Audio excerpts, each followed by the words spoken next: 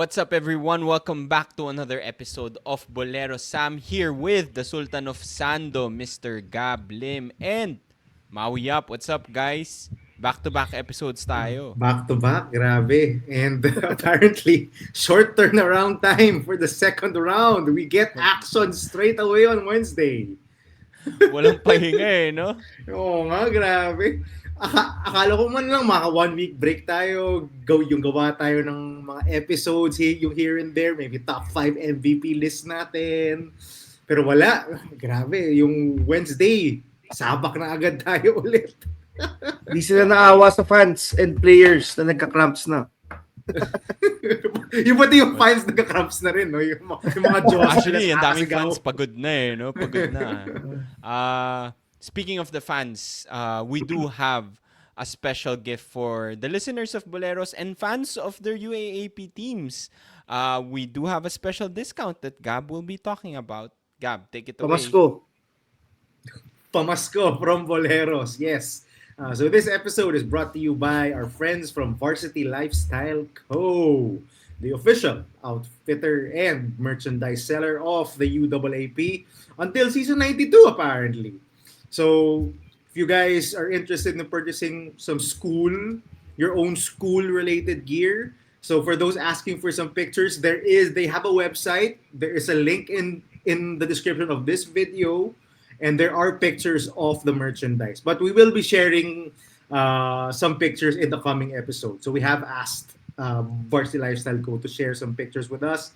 And if ever you're going to purchase from Varsity Lifestyle Co., you can use the code Boleros on checkout to get 10% off your order.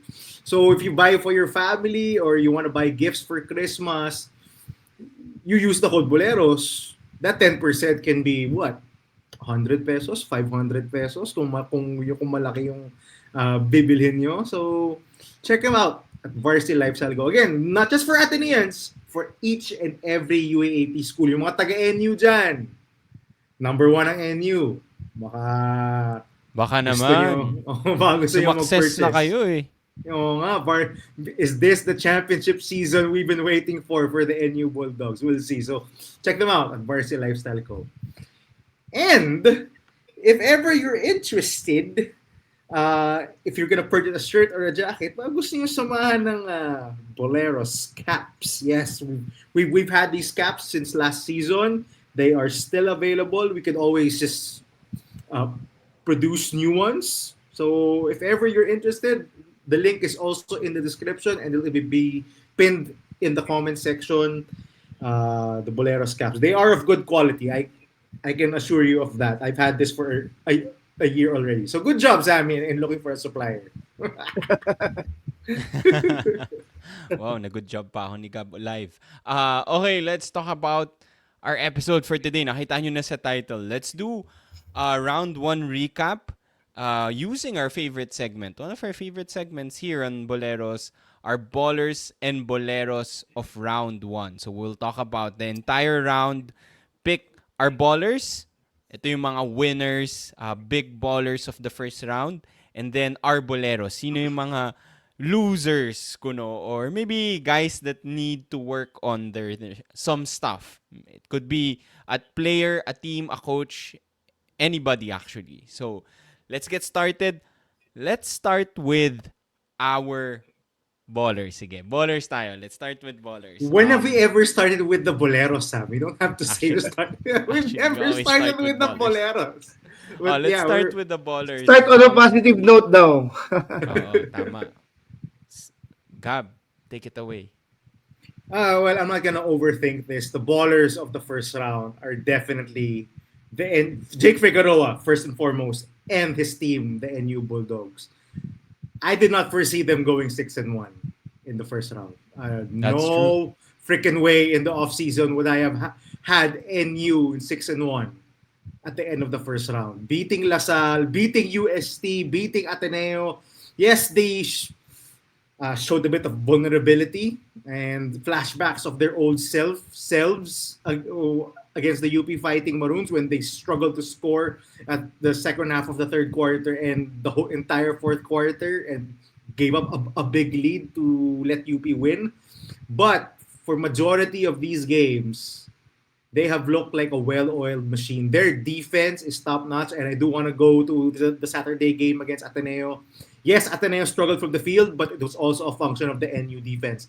They were rotating all over the court. They were not giving airspace to any of the Ateneo shooters, except maybe Drew Bongo, and maybe we'll get to him later in our Boleros of the first round. But yeah, May teaser na. difficult time scoring in the first quarter in the entire nearly the entire first half of that game on Saturday, and NU is a big factor na their defense. I do want to give a shout out to Omar John. Without Divine Adili there, without an inside presence for Ateneo, I think he played the terrific defense, protecting the paint and also contesting kay Maniladi. So we'll talk about kay Maniladi later, but the NU Bulldogs are a good defensive team. We know this of them, but their offense has shown up this season. Jake Figueroa has become a whole other monster this season. I cannot believe that he has developed into this player coming from last season. And last season, he already showed a ton of improvement. You know, he could already his handles were already very tight. He was unstoppable in going to the basket. His finishing was great. His free throw shooting was well improved. But this season, iba, iba. You saw a bit of playmaking in the end game. Remember the end game against Ateneo? I think it was in overtime in regulation or in regulation where he scored the basket to break the tie and give NU a 2-point lead. And then on two other possessions, he found Jolo Manansala yung underneath the basket. He found yung Paul Francisco, I think twice for 3-point shots. He was all over the place. His playmaking, his defense has always been there. His finishing around the basket, his mid-range shot has actually been there for him so far in this season. He's more confident now shooting the three. I don't know if his percentages Very confident, actually. are up there or has increased from last season. 25%. So same lang, yung halos Same. same lang yung kanyang percentage, but at least he's not afraid to take them.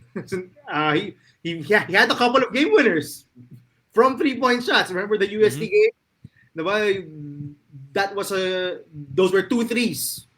One over Collins Akoe to seal the win over UST, and the rest of the team is following his lead.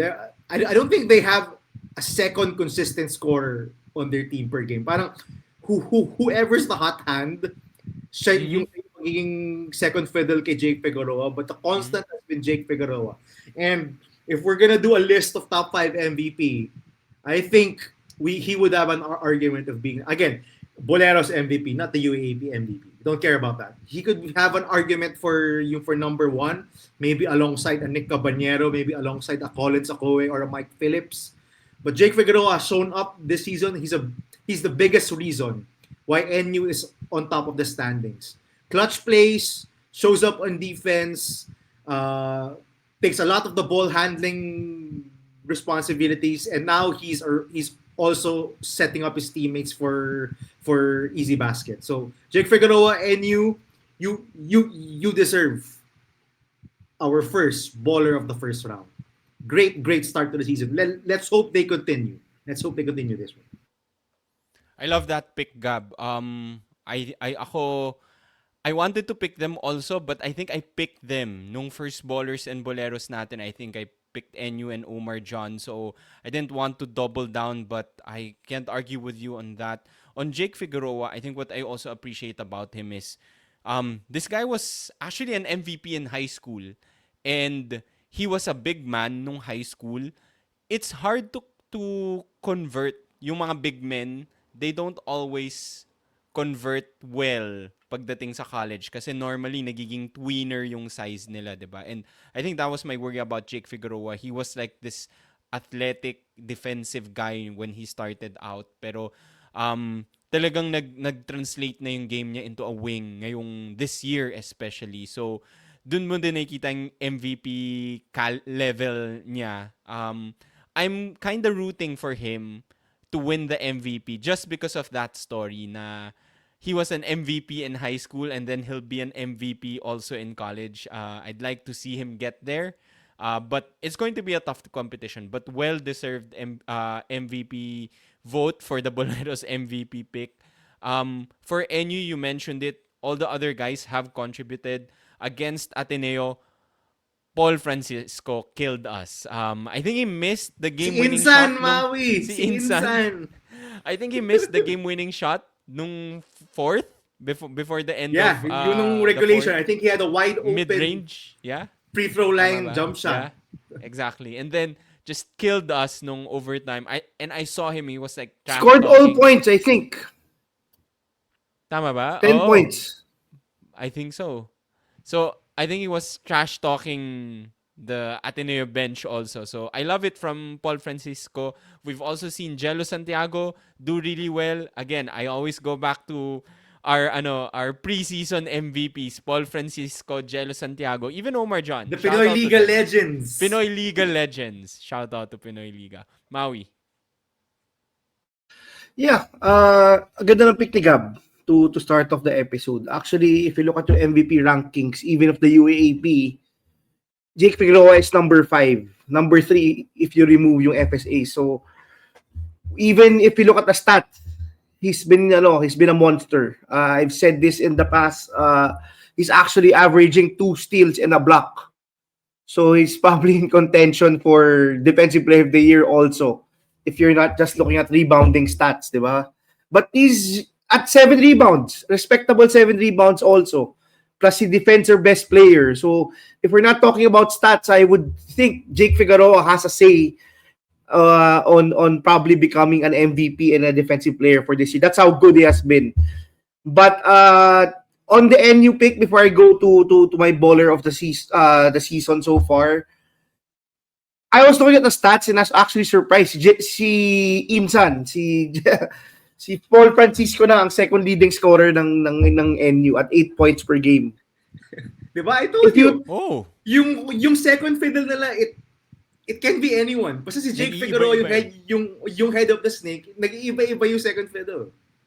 Yeah, and if you told me that during the preseason, I'd probably say you're crazy. But so far, NU has 6 players outside Figueroa averaging 6 or more points. So very team-oriented on both ends of the floor. Basically, very good recipe to become a good UAP team, diba? When you don't know where the points will come, but there are more than 3 to 5 people consistently putting up numbers, that's usually a good indication. And a key guy like Figueroa. So yeah, definitely NU is before you get to your pick, Maui, sorry. I also want to shout out si Coach Jeff Napa, a guy who last year cried because of all the stress and the frustration from last season. A guy that we put on the hot seat last year because they are one of the bottom teams. Now they're the top team, sole number 1, and shout out to him kasi he's really made this team work for him. So yun, shout out din kay Jeff Napa. Yeah, and actually ang kagandahan ng NU is they're showing that they're legit.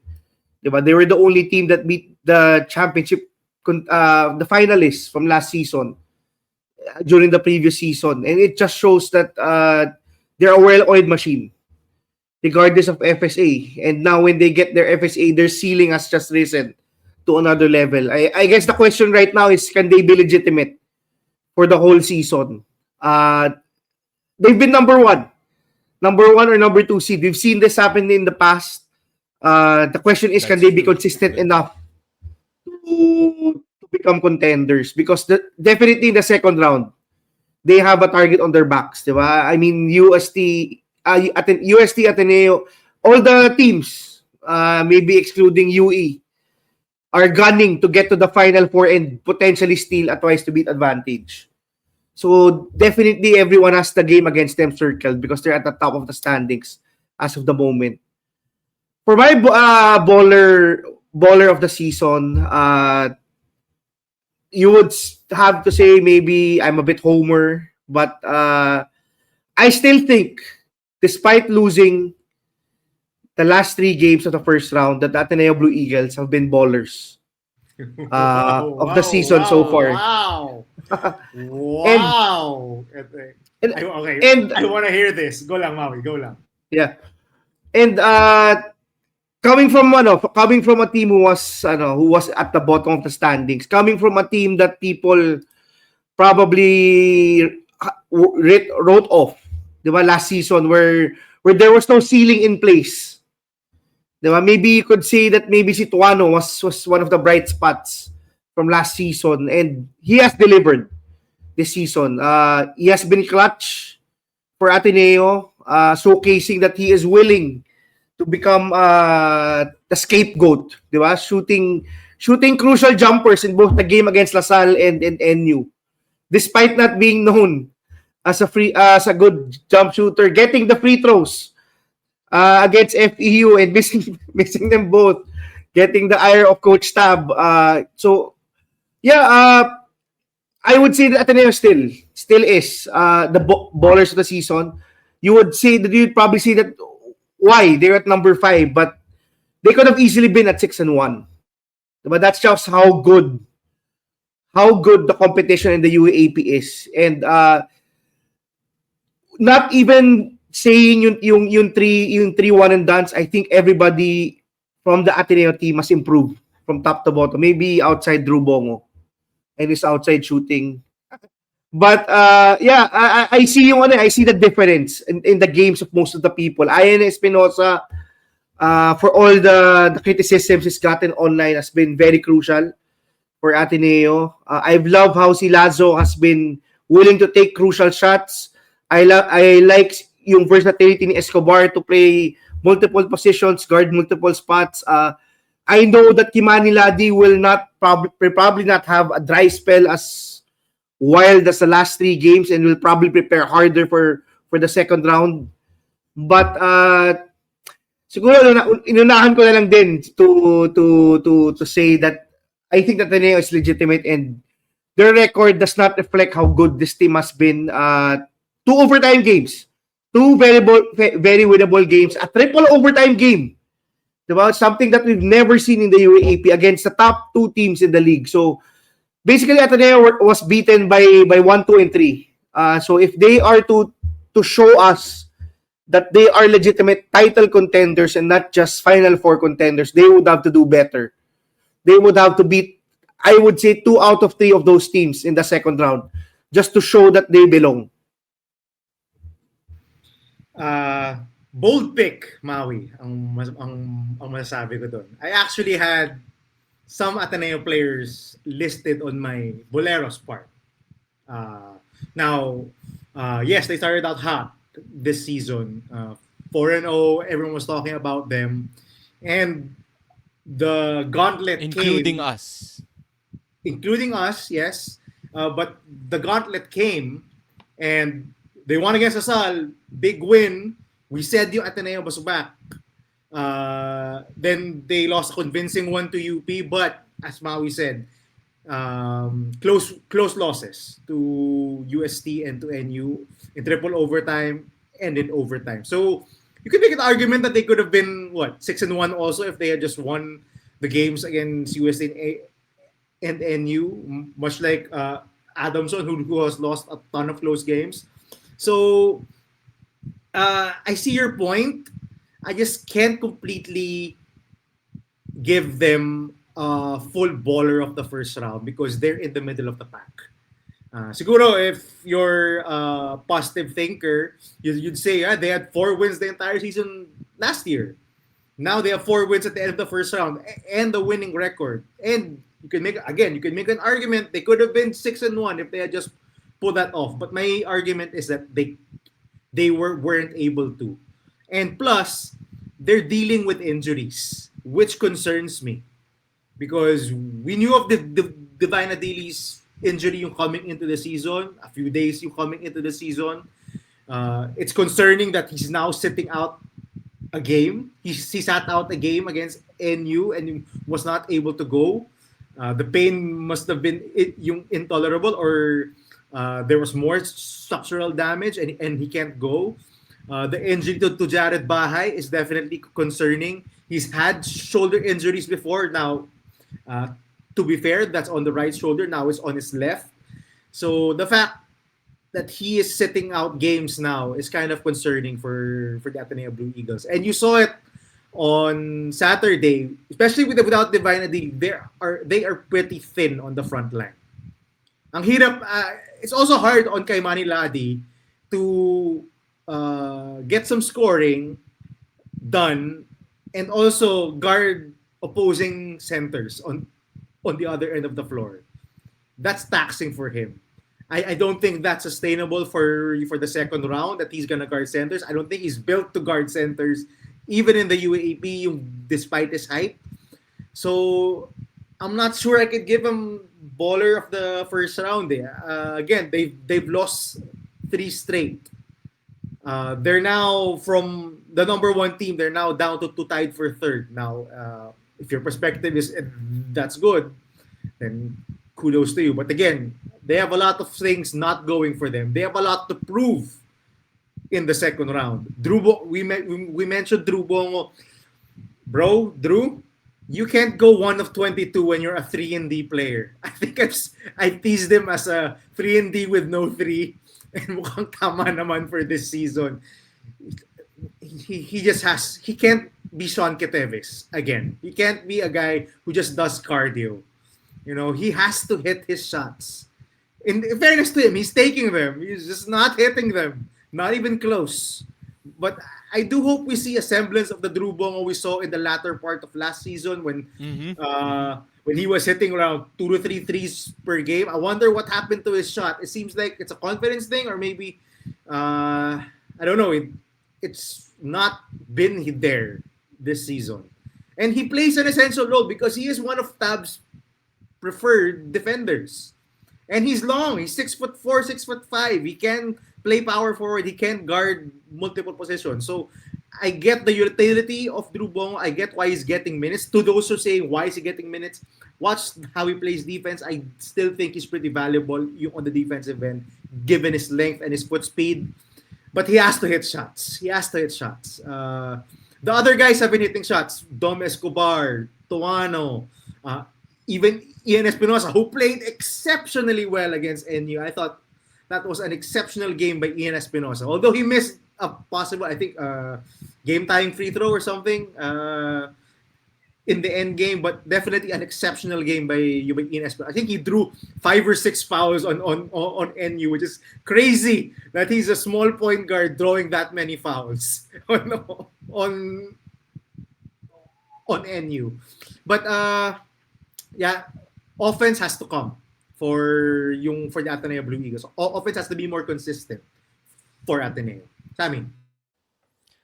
I do wanna shout out some Ateneans or a player at least as a baller of the first round. I think Maui, you mentioned him, si Sean Tuanyo. I remember I picked him as an honorable mention Bolero, I think, because of the bad start siya, tsaka si Kian Baclan, I think.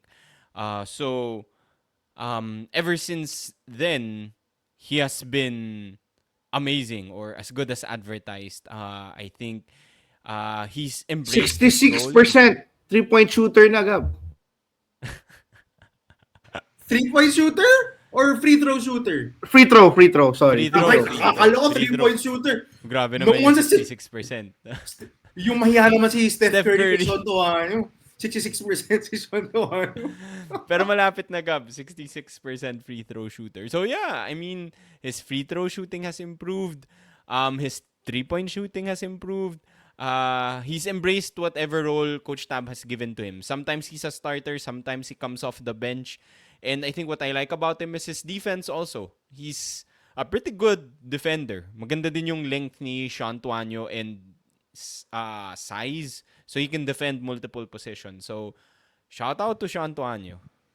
On the 3-point shooting, I just want to give Coach Tab and ST a lot of praise for having the balls to run the play for him on a game-tying three. That play was run specifically for him. That's true. Yeah. Side pick and roll between Lazo and him to get him that outside shot. I cannot believe they actually went to him when Lazo was on fire. Kaimani Ladi was a shooter. Dom Escobar is there. And they have Espinosa. And yet they went to the guy who was notoriously not had an outside shot for majority First of his three-pointer. Yeah, his first three of the entire season. Confidence boosting. The balls of ST and of Coach Tab to go to him. In fairness, I don't think any expected that they were gonna go to ST. So might be genius or kalokohan. I don't know. Kahit si It's Mark so Parks crazy, it Kahit si worked. Mark Parks was so Nalito. surprised. He couldn't believe. Parang late close out tuloy yung nangyari kasi he couldn't believe Sean Tucano was gonna shoot that 3-point shot. That was fun. That was fun. Sige, let's go to my baller of the first round. I'm gonna do a swerve. I'm picking a player. Hindi sila winning team, but this player has surprised me a lot. I really did not expect him to be third in the MVP race, the second leader in points per game, and I think the leader in assists in the first round, surpassing his teammates Joric Bautista and Mo Konate as the main guy of this team. I'm picking John Ray Pasaol. I know Yeah, he was on my list, Sammy. He was on my list. it's crazy. Nung nakita ko pa lang, number 3 siya in MVP. I was like, wow. I really did not expect this from him. Last year was very inconsistent. There's a lot of hype behind John Ray Pasaol. Was very inconsistent last year. Ang naalala ko lang from John Ray Pasaol last year were the taunts, the dancing. But now, he looks unstoppable. Yung mga drives niya to the lane, kahit he can absorb the contact and he can still finish. I remember against Ateneo, he just made every single layup despite all the towers guarding him. 3-point shooting has improved, I think. And other than the scoring, really yung playmaking has surprised me a lot. I know he was known as a scorer, but I did not expect him to be this good as a playmaker for FEU. I think he's one of the main reasons why, despite FEU having a losing record, they've kept it close in most games. Another Always team beat who could UP. easily be at the top of the standings or near the Yeah, top if they had just that's true. pulled off clutch wins. A couple of close games. A close game against Ateneo, a close game against UP. So, John Reyes really surprised me, and I think he deserves to get baller of the first round. What's good about this is John Rey has been really good. Kirby Moncopa has delivered, especially nung as he started to get more reps. So if you're an FEU fan, despite losing VJ Pre, the future still looks good because your young guys, John Ray and Moncopa, are doing really well, and you still have Mo Konate. So for me, kahit talo, John Ray Pasol deserves baller of the first round. Gab. Agree. Very much agree. I had Jan Ray in my list of ballers. I think he's running away with most improved. I don't think it's even close. Uh, Good point. I thought his Good call. stat line from the first game of the season against Ateneo was a one and done thing. I mean, Akala what ko was it? rin. Yeah. That Like was crazy. LeBron-esque numbers, Yeah. diba? Yung we were calling it that right after the game. I thought it wasn't gonna be repeated, but apparently it did. That's true. That's He's true. putting up Yun LeBron-esque pala numbers talaga. on a Yeah. game-by-game basis. His It's usage crazy. is sky high. He has the ball in his hands nearly every possession he's out there, and he's delivering. The thing with Janre, I don't think it's been a question that he's effective and strong yung going to the basket. I think yung last season pa lang nakita na natin yun na he's big enough and strong enough to fight through screens and to fight through defenders and get to the basket. He's pretty effective that way and to draw fouls. I think we were talking about this last season. He's really good at drawing fouls and getting to the free throw line. What what needed to catch up was one, his playmaking, as you alluded to, Sammy, his decision making, and his outside shot, which has finally Mm-hmm. shown up. I think he's shooting near 35 or more percent from 3-point range, which for UAAP standards, that's pretty good. If you remember KQ last season, and we all knew KQ is a bit, 36% from 3. oh yun, 36. I think tumaas na since the UE game. But KQ last season was known as a high volume, very efficient yung 3-point shooter. But he was like 33 yung 34%. That was good already in the UAP. Well, given the amount of attempts that KQ was putting up, efficient nga yun. But ito, I did not expect that he would shoot north of 35% from 3 at the end of the first round. If you had asked me coming into the season, I didn't think that would be it in his game. And it's not just the outside shot, it's also the mid-range. He's taking yung mid-range shots. So all three levels, he's scoring. He's playmaking. He's the engine of this FEU offense. And actually, if they had more wins, John Ray Pasol for MVP would be a pretty good topic. Louder. I think you would be louder. A lot of UAP fans will definitely be campaigning for that because he's been incredible. Definitely the most improved player so far for season 88. I did not expect this. Uh, I thought the first game against Ateneo was a mirage. I thought that was the height of this Same. this Same. is UAP season 88. I didn't know that was gonna be the norm. Kudos to him. He's been really incredible. I love watching Crazy. him. He's so good. Maui. Kuya is proud. Kuya Alvin is proud. Not Yeah, against his former team. yeah, actually, I would say si John Ray Pasaol, di ba? He could be MVP if they were probably top in the standings. And that's not crazy to say. That's how good he has been. Tsaka I want to look back, di ba? Before, last season, we were laughing with the shooting percentages of Jared Bahay, Reinhard Dumamoy, and John Ray Pasaol. Di ba? And to come out like this, shoot 36% from the floor, from 3-point line, and a respectable 44% from the field is crazy. Coming from where he was last season. Diba? And to think, despite losing their best player, diba? The BJ Pre, he was probably not in the number one or number two scouting report when it came to preparing for the defensive assignments, diba? During the previous season. Now he's probably number one or number two. Maybe si Joric Bautista has an argument. And to come out and play like this, I think he rightfully so he deserves to be called a baller for the first round. I think what's more underrated actually is also him having to become the top assist man of the first Yeah. round. You could improve drastically as a scorer when you work on your outside shooting. Kasi si Pasol has always had the knack of drawing fouls, always had the knack of getting to the basket. It was always about a question of can he hit his mid-range shot, can he hit his 3-point shot, and what he has shown this first round is he can. And it has really drastically improved yung efficiency niya. And I think it has helped him more as an offensive player now that he also can facilitate at a high rate. So yeah, definitely si John Ray is a player to watch out for. Hopefully nobody comes knocking on his door and Oh, FPU. please, no. Please, no. Huwag na tayo. Huwag natin pag-usapan yan. Let's not speak it into existence. Masusuka ako, to be honest. And to add, Maui, he's also playing defense. I think he's averaging close to 2 steals and a block per game.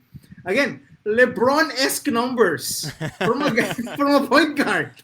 And to your point, Maui, and we've always said this. Remember last season, fans were giving a ton of crap to John Ray, to Jared Bahay because they were struggling. For guards, it takes a while to adjust. being up, especially Mm. as a point guard, it takes a while to adjust. Mhm. You look back at nearly all of the amazing point guards we've had in the UAAP. There is an adjustment period, and I think you're seeing it right now this season. It was one long season of an adjustment period for guys like Janray Pasaol, Jared Bahay, but I think now you see the real uh, fruition of that painful process of adjusting to the seniors level type of basketball. Um, they still have a long way to go. They're still in their second years, but I would not be surprised if they're 1 and 2 in our discussions of top point guards in the UAAP. John Ray Pasaol, yung and Jared Bice. Especially John Ray. If he keeps on putting up numbers at this level and he leads FU to wins, can he be? Can he battle Arwin Santos for the GOAT of the FEU Tamaraos Whoa. eventually? Diba? So Pwede. I like it. John Ray is definitely a deserving baller of the first round. John Ray's making a case to make it to your top 5 point guards, Gab. Oh, he's Nagpaparamdam there si now. John Ray. He's He's definitely knocking. there now. He's there Yeah. now. He's not knocking anymore. He's Sorry, he's opened the not door. knocking. He sat down on the chair. He's He's there. barged in on the top Yup. 5. Yun na lang. At home na at Varsity in home na siya. dancing. Yung pag ganun-ganun siya, Dancing. yung pagpasok sa top Taunting. 5 room. Classic genre. Okay, sige. Let's go to our boleros and then siguro let's end with our honorable mentions. Let's start with you, Maui, this time. Who's your bolero of the first round? Uh, Definitely it has to be the UE Red Warriors and not just him, but mostly Chris Gavina. Mm-hmm. I'd like to go back sa press conference ni Coach Topex. Si Welo Lingo, rightfully so, as we've said on the show, deserved to be suspended. But I don't know, maybe the 3-game suspension is a bit harsh. 3 out of 14 is that's more than 20% of a player's season, regular season. That's That's I don't know if that's warranted or not. But I think the 4-game suspension, despite not knowing what the mechanics were of getting a suspension, how many games, how they decide the number of games, I think it's warranted for Coach Chris. I think there's no place to be that crazy, that wild in a press conference. The UAAP is watched by all age groups. We don't want good children to see one of the leaders of a team repeatedly use profanity. I would understand. I understand that it's frustrating. I understand that maybe if he did it for one instance, a maximum of 2, I would probably understand it. But doing it repeatedly for the whole press conference was a bit too crazy for me. I think the UAAP is actually lenient in giving him a 4-game suspension. I would probably levied a 1-year suspension for the rest of the season if I were the commissioner, because there's no place for that. I mean, you have to be civil, you have to be controlled. You're the head coach. You're setting an example to peers. You're setting an example to your players. You're setting an example to the fans of the league, not just the old dogs. As I've said, even children. So he has to do a better job. I think the UAP has been lenient, giving him a chance to still coach after that 4-game suspension. And I guess it stings more that they are a winless team. When you're a winless team and the league is talking all about you, it's even more bad than your record reflects. I think hopefully they try to sneak and get a win, especially when he comes back. Try to close the second round on a better note. This is the craziest coach I've seen in a press conference. Not just maybe in the UAP.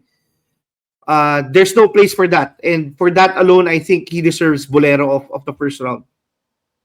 Um, I agree. I had UE as my Bolero of the first round. Syempre winless sila.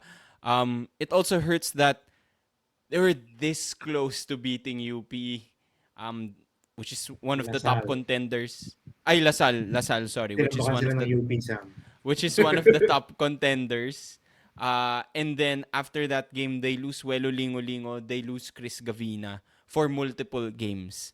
So, yun yung mas masakit. Winless na nga sila. They almost beat Lasal, one of the top contenders, and then they lose their coach and one of their best players. On Chris Gavina, I do agree he deserved to be suspended for multiple games. Not sure about the number, but I do have a fun fact or tidbit. Ito na ba yung initiation for new coaches of UE? Remember when Coach Jack Santiago got suspended for multiple games for like telling one of his players to hit Richie Rivero or something like that? I think that was a school sanctioned suspension. Yeah, I mean, that's what I'm saying. Like, when he started out, he got suspended for multiple games. Ngayon, they have a new coach. Their new coach starts his season with multiple game suspension. So, I don't know what's happening with the coaches of UE, but seems like it's becoming a trend. Gab. I'm on the. I don't completely agree with Maui. I agree he should have been suspended. I mean, yeah, you don't say those things in a press conference. I do understand his anger in trying to defend this player. I think 4 games is too much for me.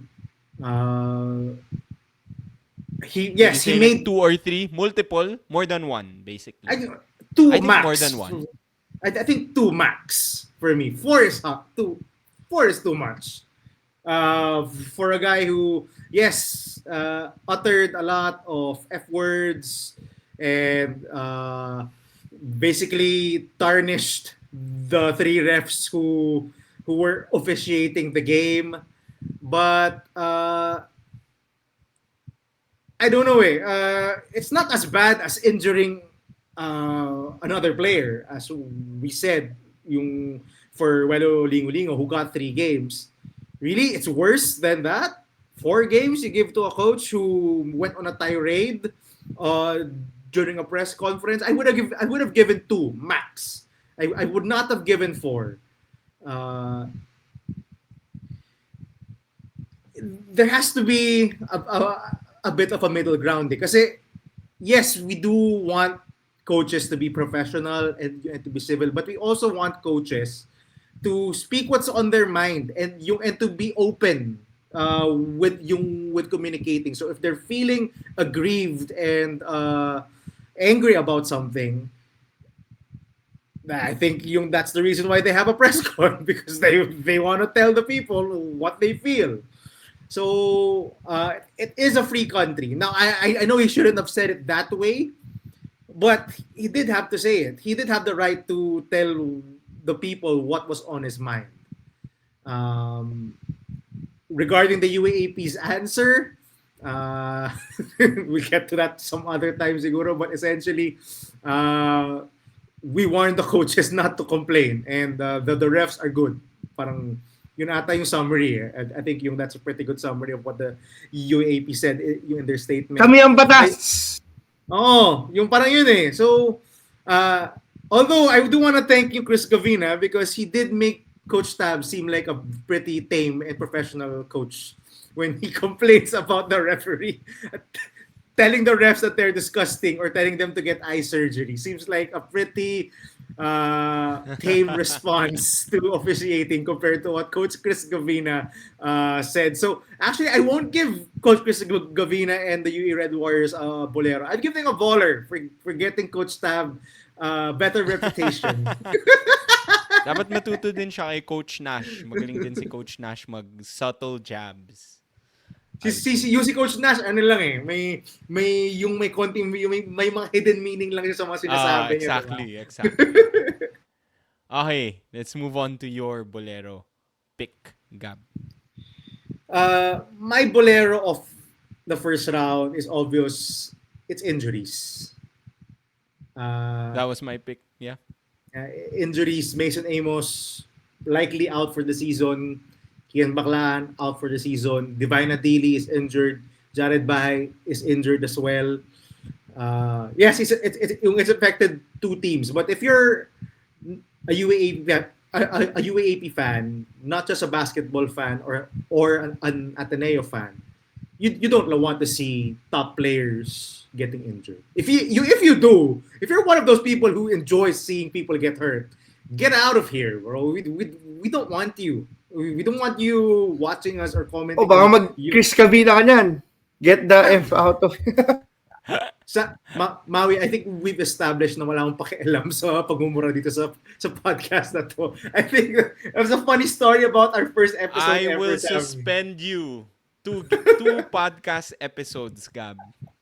Kung Our magmura first ka dito. episode ever, Sammy told me not to curse yung on the podcast. And I think 5 minutes Wala pang into 10 minutes. Wala pang 10 minutes. mura na ako nagmura ka na eh. agad. So, I really don't care. So, yeah, if regardless of which school you go to or which team you cheer for, you don't want to see any player get hurt. And the fact that we have two players,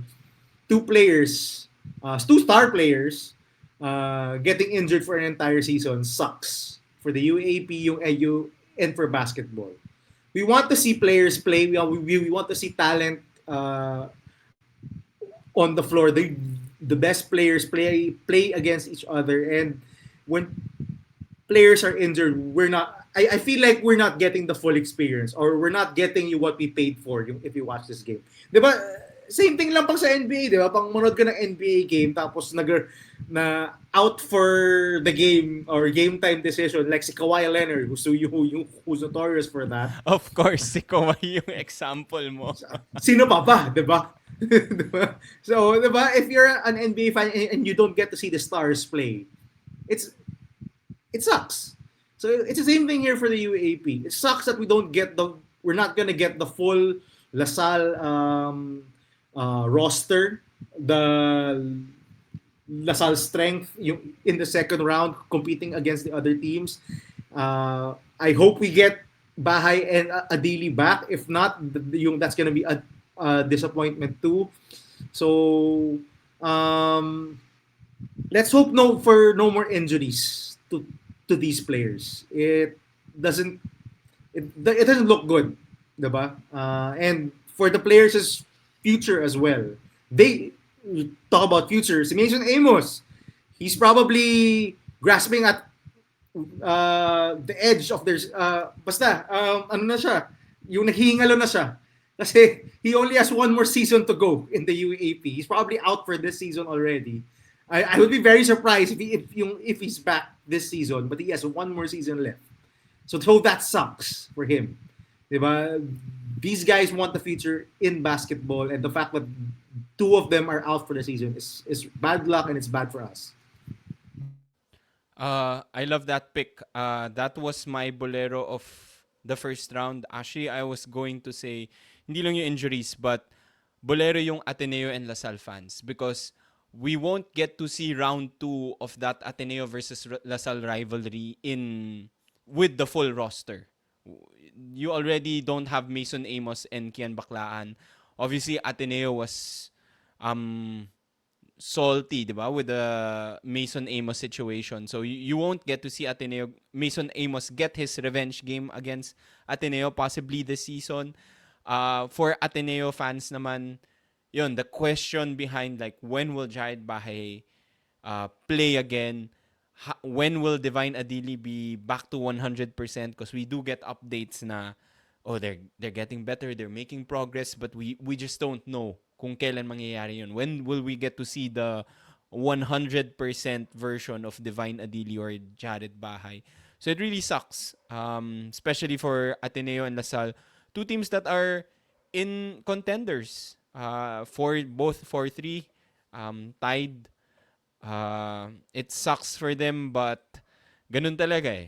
It happens. And I think if you're a LaSalle fan, you lose 2 of your star players for the season, more or less. But you also have to be grateful na MCL lang and the recovery time is a lot shorter, because it looked a lot worse when we saw them get injured people were speculating baka mamaya ACL, and ACL injuries take time, almost a year to recover from. So that could have ruined yung not just this season but the next season of these guys. So despite losing them, I'm glad these are just shorter recovery periods. Maui. Yeah, actually sa maganda yung sinabi mo that to a certain degree they're fortunate to get an MCL tear instead of an ACL tear. Even yung recovery time, 'di ba? You mentioned it's shorter, but ACL injuries tend to be more recurring. Just as a player like Cholo Nuevo, 'di ba, who's had I think multiple ACLs. Josh Coronel from UP. Those are just some examples sa local scene. But I think I completely agree when it comes to injuries. Diba? You always want the full product. We always want them at full strength. So far, we've had a crazy season. I think this is probably that season that we've been praying for. Yung may parity talaga across the board, more or less. Even UE, despite going 0-7, may games na dikit. But more on Mason, I want to comment lang just to give some thoughts on Mason. Kasi si Gab talked about the pressure of having only one more year. So I found it pretty weird. Si Kian Baklaan was declared agad out of the season, but si Mason isn't with the same injury. This is why we were and still are so vocal about the new UAAP rule. We've always said in the past that maybe the top dogs, the top players don't care about the 2-year residency rule. Because they would eventually go pro early. Ironically speaking, this rule was made because of Mason Amos, a player. He was probably one of the reasons why this rule was passed. And now we immediately see how big an impact it could get for a player of his caliber sa career niya. If Mason had 2 more years of playing years for LaSalle after the season, then the pressure will not be there. He could take his time. He could not be probably as frustrated as his injury right now. I still don't think that this is the solution. Now we see the effects on all types of players. Bench players, middle tier types of players, star players. At the end of the day, I just want to say na di talaga to yung solution, and the players are still the ones that are suffering for this kind of rule. So hopefully the UAAP takes note of this. Good point. Okay, on that note, let's proceed to the next Bolero, and then let's do like honorable mention. So I'll start. Sa Boleros ko, you guys picked my top two actually. Injuries, the UE Red Warriors. I'm going with scheduling. Scheduling The ever-present scheduling. Everyone's a complaining consistent now. issue. Especially this season, a lot of people are complaining about the late games, the late starts to the games. A lot of people are complaining about the really long days. The women's team sometimes The length of the games. end at 10, 11 p.m. People are complaining about the length of the games. And I do have to say na, to be fair to the UAAP, I think they're really trying different things. Ang dami na nating nakitang iterations ng scheduling na to, from 4 game days before 2 seasons ago.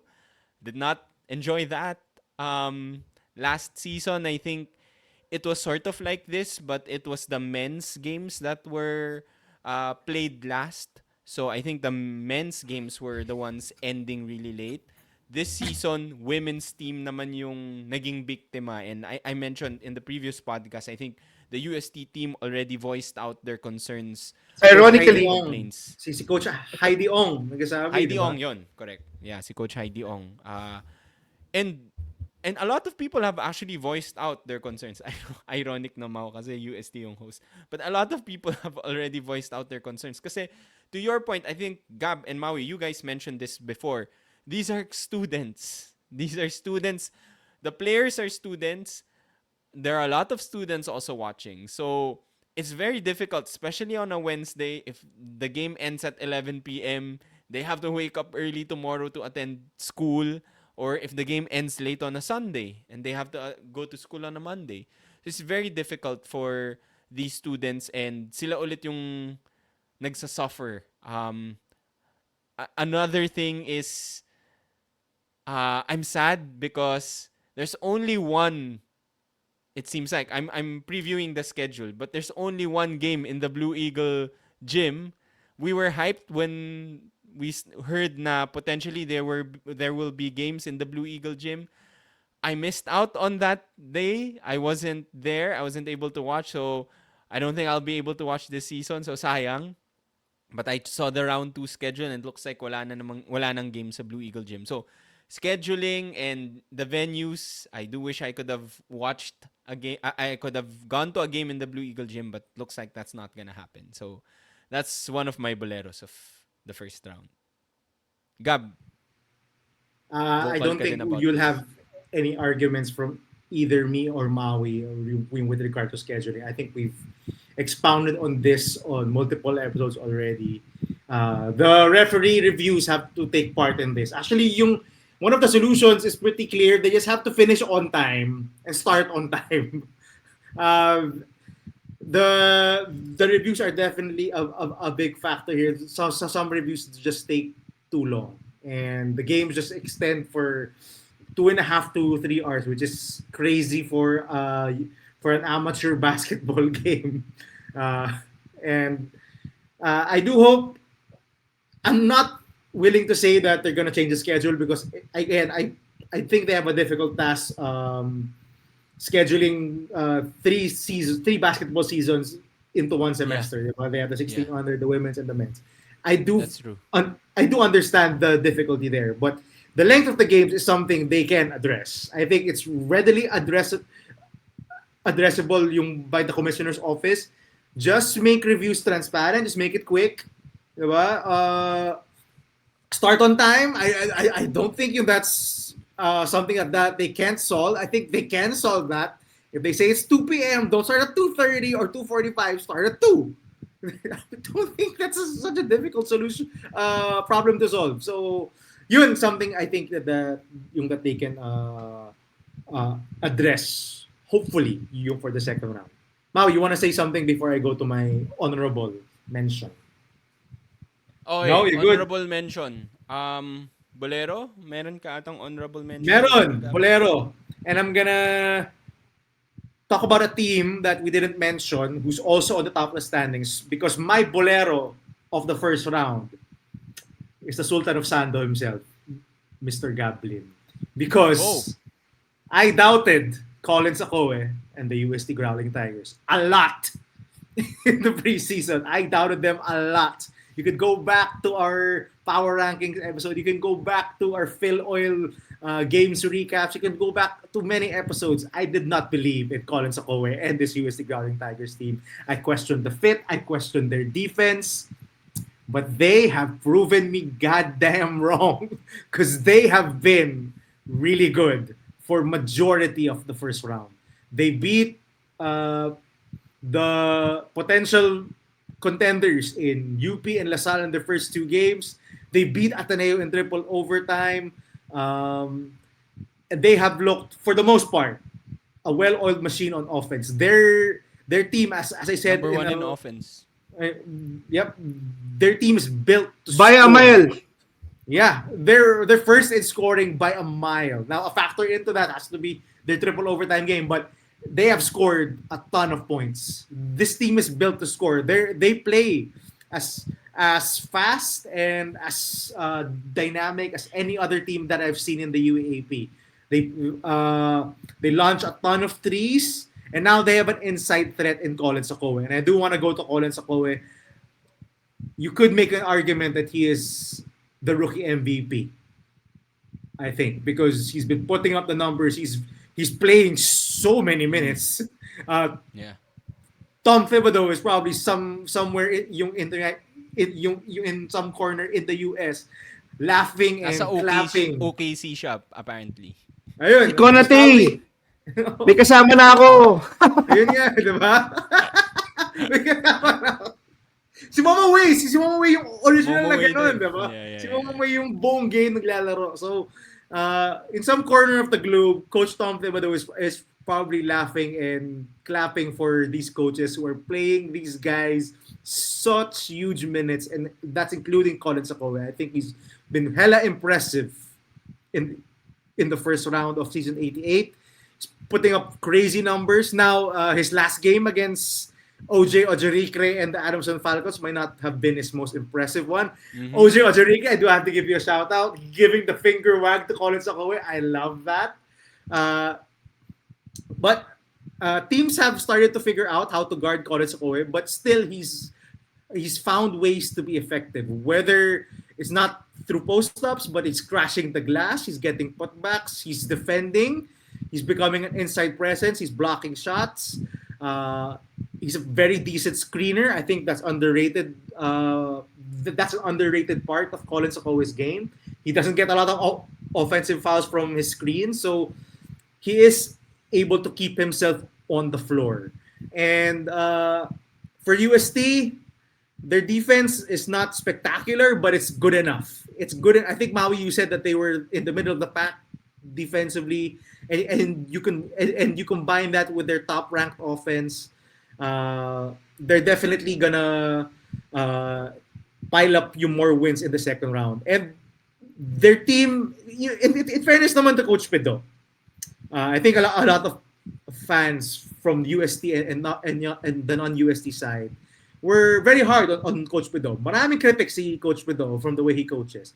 But in fairness to him, he's built his system around the personnel that he has. He has his team with a lot of tall wings that thrive in transition. So so he just says to his team, go run.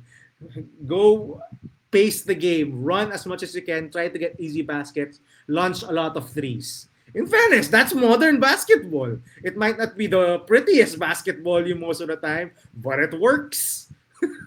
Next Now, level they gaming si Coach Pido. yung next level gaming pala si Coach Pido, no? From But an they do old have, head. yeah, Diba? exactly, Maui. Diba? Yun ang gusto ko sa masabi. We criticized him before na medyo baka old school yung style niya mag-coach, but seeing this season and the way he's told his team to play offensively, this is modern basketball. A ton of threes. They're shooting so many threes in transition. Fortsky just launches it. He has no care. He just launches it from way out. Amiel Acido gets majority of his points just from 3-point shots. Jello Crisostomo is shooting threes. Mark Lemet, Nick Cabanero, they're all shooting threes. This is modern basketball at its finest. They're either getting shots at the rim or from three. What more do you want from Coach Pido? He's definitely expanded his coaching repertoire just to tell his team to shoot those two shots at the rim and from three. So they've definitely given me the Bolero of the first round. I'm not afraid to say it that I've been proven wrong. Let's hope they continue in the second round and hopefully they can stick to one of the top two seeds. They're currently yung number two. They do have a problem going against defensive teams. I think both of their losses have exemplified that against NU and against Adamson. Adamson, man, good defense beats good offense any day, bro. My Adamson Falcons, let's go. Maui, go ahead. I was saying too kasi top two defensive teams in the UAAP. I don't think it's ironic that happened. So they know where they have to improve on UST. But that's the beauty of that's Gab saying that we doubted. I also doubted Colin Sakoe, but not UST. That's the beauty of basketball. That's why they always say bilog ang bola, di ba? Just a few adjustments. Colin Sakoe losing some weight, getting faster, getting better conditioned, and proving us all wrong. I think even most of the UAAP programs. Kasi he wasn't as heavily recruited as the other recruits. Diba? Maybe coming from an FSA from the juniors division. I think the silver lining here is, I mean, I think it's already happening. Diba? We're seeing FSAs in under 16, FSAs in the juniors division. And I think Colin Sacco is the main reason why. And the fact that he has been this good against FSAs who haven't played juniors basketball in the UAP is a good thing for the FSAs, the young FSAs. Actually, I just want to connect. One of my bowlers for the season, which we talked about Jake Figueroa as being the MVP of the first round. You said Colin Sokoy as your MVP of the first round. I believe that si Nick Cabanero also has an argument as being an MVP contender for the first round. That's why I think people are ranking UST pretty high because they have two players who are in contention for the MVP race. And we're not even talking about their point guard, si Fortsky Padrigao. Diba? That's how good this team is. That's how that's but to think but if you think about it, how I'm just thinking, what if they lost that triple overtime game to Ateneo and they're at number 5 right now? Maybe we'll be singing a different tune. That's how crazy. That's how crazy the UAAP season has been. But on Nick Cabanero, I just think that he has developed his game. He's a better facilitator. He's unstoppable in the mid range when they post him up. I love how he now doesn't force to score and just waits for his turn. And despite all of that, he still leads the league in scoring. If this guy can shoot his free throws better and maybe shoot his three pointers better, I think he has a shot at international basketball. Yun lang. If he is as deadly from 3-point range as like a Mark Yemet or a Amiel Asido, he could average 30 in today's UAAP. With the way UST runs its offense, he could average 30. That's how good he is. Sammy. Yeah, I think those are good picks. Definitely, Nick Cabanero deserves some MVP talk. Shout out to him also for staying with UST. I think like 2 seasons ago pa lang, we were hearing rumors na there were people interested in recruiting, teams abroad interested in recruiting him. I remember last season, yun yung nung in-interview si Coach Pido, sabi niya happy daw siya because Nick chose to stay. So uh, good thing for Coach Pido and the UST fans that Nick Cabanero stayed. Matuto na siya mag-Korean or Japanese because Yeah, they're gonna come he calling. He's been he amazing. should be he should be getting those calls. I wanna connect also to your picks with UST. I have a swerve baller pick naman. And my baller pick, honorable baller pick is the Adamson Soaring Falcons because I they have a losing record. They're 3-4.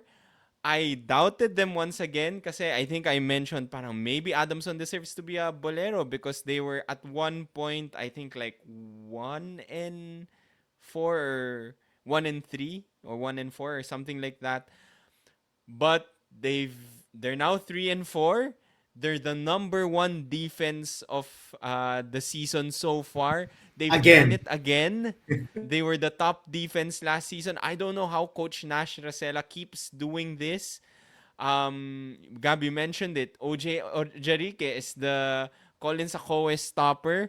They've beaten top teams, UST, sino ba yung isang natalo? UP. UP, and they've stayed close in most of the games. A team that could have easily been, 4-3, 5-2, I would say. Lost a couple of close games. Even the Ateneo one, naiwan na lang sila nung bandang fourth, di ba? But it Definitely was yung close all NU along. game, they should have won that. They were on top. Ano pa ba? The UP, ano ba isang talo nila? The NU game, the FEU game, I think they should have won They that should have also. won that. They should have won that. Yeah. So, um, and I think because of a couple of losses from Ateneo and Lasal beating UP, that also was really good for Adamson. This past week was really good for Adamson because now the Adamson three teams pinakapanalo. 'di ba? Kasi ngayon the three teams ahead of them are just 4-3. Very reachable for Adamson, especially if LaSalle has lost two of their starters. Ateneo also has two of their starters in questionable statuses. So I think Adamson has a chance to make it again to the number 4 spot or the number 3 spot. I don't know about the top two, but I think they could still make it to the playoffs again. So it looked really bad a week or 2 weeks ago, but now Grabe, they're in the no? thick of things. 1 week in the Sobrang, UAAP. Comes at you it's fast. crazy. It's crazy. So, for me, honorable mention, baller, Adamson Soaring Falcons. I made that face when you mentioned Adamson because I, I had them as a honorable mention, but I decided to go with me and just to give a shout out to UST. But I did have them as a baller and despite the fact they started in 1-4, the fact that they were able to beat UP and convincingly beat UST last Saturday, That was I crazy. think they deserve baller of the first round. At least an honorable mention. That was a defensive masterclass against the number one offense in the UAAP. I cannot believe that they held US. I was driving and then when I got home, I saw the game. Like fourth quarter, they only have 49 points. What the hell? The team that's top scoring on 80 plus points per game in the UAAP only has 49 against the Adamson Soaring Falcons. That is incredible. Um, the defense just speaks for itself. They've always been a very disciplined defensive team. They get their hands into ball into the passing lanes. They get their hands on loose balls. They tap balls away. They're very active defensively. They have good interior defense with OJ Ojoricre and with Cedric Manzano being a beast down low. Uh, Again, I'm still a believer of the Adamson Soaring Falcons because I still believe in defense. And the way they played defense against UST and last Saturday, woo, I'm falling in love again with the Adamson Soaring Falcons. And I can't believe Sammy is the one calling them ballers again. He's picking them consistently now, guys. Si Yeah. Sammy, Ayoko the na Adamson mapahiya. doubter. The Adamson Doubter. And Maui, baka you have something to say. Because one of the guys that has been impressive for Adamson or who has surprised me for Adamson is your boy, Austin Ronzone, who's Oh, The, he uh, was in the middle of some. re- it's not controversial. I who Even know. who the, took a controversial shot. yeah. I want to hear it from you, Maui, because he's your boy. Yeah, Thoughts on Austin Ronzone and on his play and on that controversial shot. yeah, actually, Sam, I was waiting for you to end. I was kasi somebody from the comment section. We already talked about this on the comment section with somebody who commented it. I think it's warranted. Maybe it's distasteful when you talk about respect in basketball, but just look at the standings, di ba? Just look at the standings. Three teams are tied for 3 and 4, di ba? And what the quotients could play a big the quotients could play a very very big part come season's end. Every point truly counts. So I think it's warranted what they did. I think si Coach Nash did not handle the press conference that well. Kasi sabi niya, he's from the US. Nilaglag niya si Austin Ronzone. Grabe to si Coach Nash. Nanlaglag eh.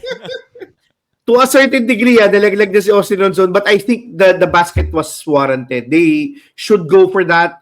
If you watch FIBA basketball, they go for that. That's why they do it also in the play-in in the NBA, di ba? Some teams down 20 are still fighting hard to get some quotient. It's being more common in basketball to make every point count. That's how you improve the product. And that's just the rules of the UAAP. Diba? When you talk about quotient. So I think if you ask me, I would have done the same if I were in that situation. Yeah. Yeah, I think that shot was the controversy is overblown. Sino ba yung nagalit? I think si Pido Si yung Coach Pido. nagalit. Si Nick, But si Nick din Cabanero. ba? Yung nagalit. But yeah, I mean, they're 3-4. at sabi nga ni Maui, at the end of the season, they could be tied for fourth with three or four other teams, and the quotient might make the difference. That basket could make the difference between them getting a playoff for the number four seed. Again, the Adamson sorry Falcons, the Chicago Bulls of the Classic move. UAAP. Classic Diba? Adamson move. Hindi to parang yung hindi to parang yung Gilas na nag-shoot sa own basket. Hindi ito yun. And actually, ang weird nga na yung nilaglag ni Coach Nash, si Austin Ronzone, because if you look at the replay, Austin Ronzone was looking at the bench. He was looking, ititira ko ba to? Sorry, in English pala. Should I shoot this? and then he looked at the bench and then, okay, I'm shooting it.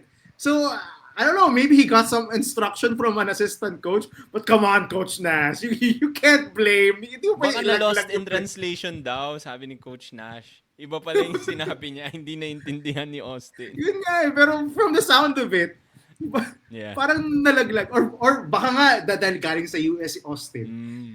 Maybe si Coach Nash, shouted instructions in Tagalog or Filipino. Tagalog, si nakalimutan Austin niya, was no? like, huh? Okay. Okay, shoot ko na lang. Oh, diba? But the controversy is overblown.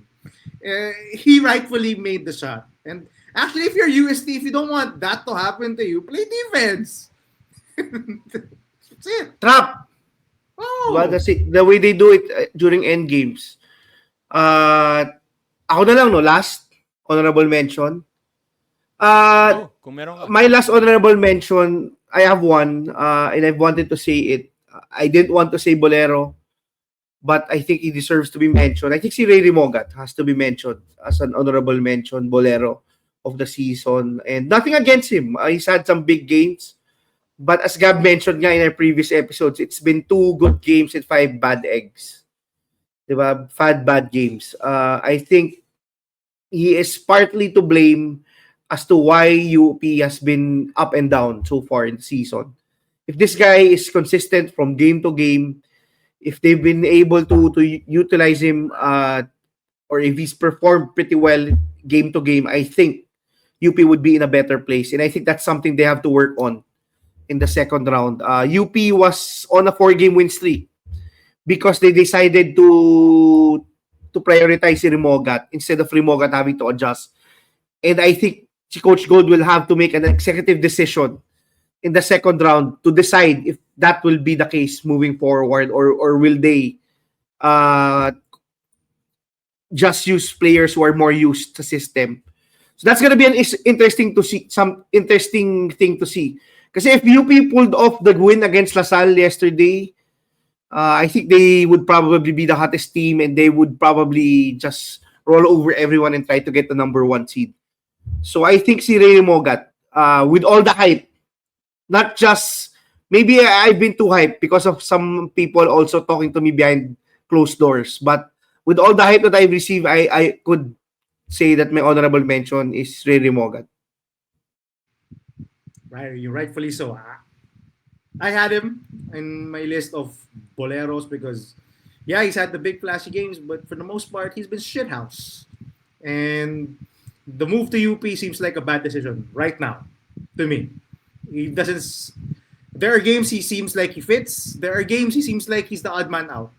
And mukhang, I've said it before, si Terence Forte is playing a lot better than him. So, Galing I don't ni know. Terence. Yeah, Terence is playing really well. And sasabi nga ni Maui, I think he should start over Ray Remogat. Sammy, sign us off. Okay, that's it for today's episode. Thank you for listening to our bowlers and boleros of the first round.